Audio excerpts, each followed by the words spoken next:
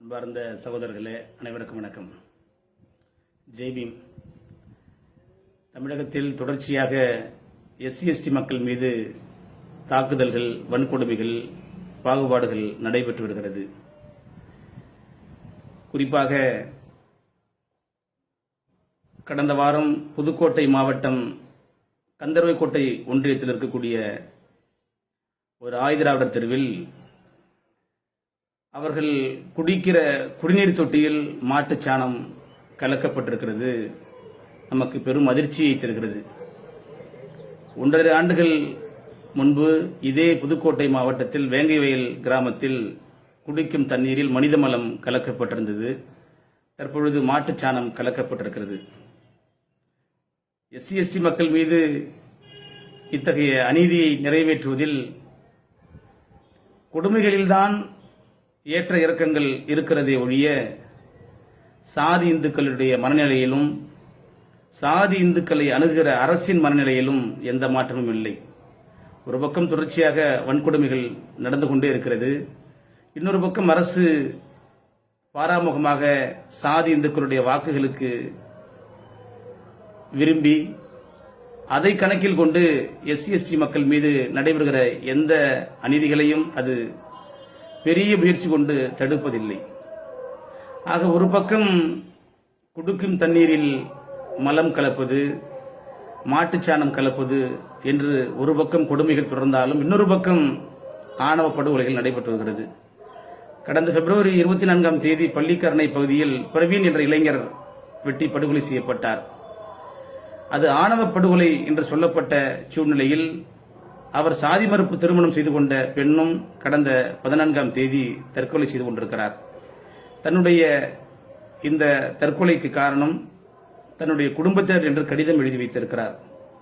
இன்னொரு பக்கம் கடலூர் மாவட்டம் குள்ளஞ்சாவடியில் பாபா சாஹேப் அம்பேத்கர் சிலை மீது 4 இளைஞர்கள் பெட்ரோல் குண்டுகளை வீசுகிறார்கள். இன்னொரு பக்கம் திருநெல்வேலி மாநகராட்சியில் திமுகவை சேர்ந்த மாமன்ற உறுப்பினர் தன்னிடம் சாதி பாரபட்சம் பார்ப்பதாகவும் தன்னுடைய வார்டு பகுதி புறக்கணிக்கப்படுவதாகவும் கூறி ராஜினாமா கடிதம் கொடுத்திருக்கிறார். ஆக இவையெல்லாம் நமக்கு கண்ணுக்கு தெரிந்து நடந்த விஷயங்கள். புகாராக ஆகாமல் வெளியில் வராமல் எண்ணற்ற விஷயங்கள் தமிழகம் முழுவதும் நடைபெற்றுக் கொண்டிருக்கிறது.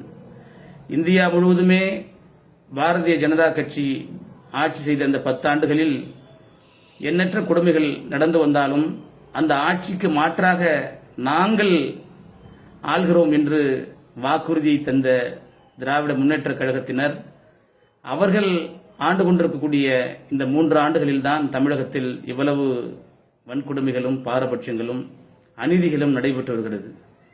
ஆக தமிழக முதல்வர் எஸ்சி/எஸ்டி மக்களுடைய பிரச்சனையில் உரிய கவனம் செலுத்தி அவர்களுக்கு நியாயம் கிடைக்க கடுமையான நடவடிக்கை எடுக்கும்படி நீலப்புலிகள் இயக்கம் கேட்டுக்கொள்கிறது. சமூக நீதி குறித்து சாதி இந்துக்களுக்கும் சனாதனவாதிகளுக்கும் வகுப்பெடுப்பதற்கு முன்பாக தன்னுடைய கட்சிக்காரர்களுக்கு வகுப்பெடுக்க வேண்டும். பல்வேறு ஊராட்சிகளில், பேரூராட்சிகளில், மாநகராட்சிகளில் எஸ்சி/எஸ்டி மாமன்ற உறுப்பினர்கள், ஊராட்சி மன்ற தலைவர்கள் சுதந்திரமாக செயல்பட முடியவில்லை. இன்னொரு பக்கம் எங்கு பார்த்தாலும் சாதி பாரபட்சம். ஆக ஒரு பக்கம் நாங்கள் வந்தால் அதிமுகவுக்கு மாற்றாக, பாரதிய ஜனதா கட்சிக்கு மாற்றாக ஒரு பொற்கால ஆட்சி தருகிறோம் என்று சொல்லி ஆட்சிக்கு வந்தவர்கள், அவர்கள் ஆட்சிக்கு வந்த பிறகும் அது 2 காலமாகவே சேரி மக்களுக்கு இருக்கிறது. ஆக திமுகவை எந்த காலகட்டத்திலும் பலப்படுத்துவதுதான் நமக்கு விதிக்கப்பட்ட கடமை என்று கூட்டணி கட்சிகள் இருக்காமல், குறிப்பாக தலித் கட்சிகள் இருக்காமல் உரிய நெருக்கடியை, அழுத்தத்தை அரசுக்கு தர வேண்டும்.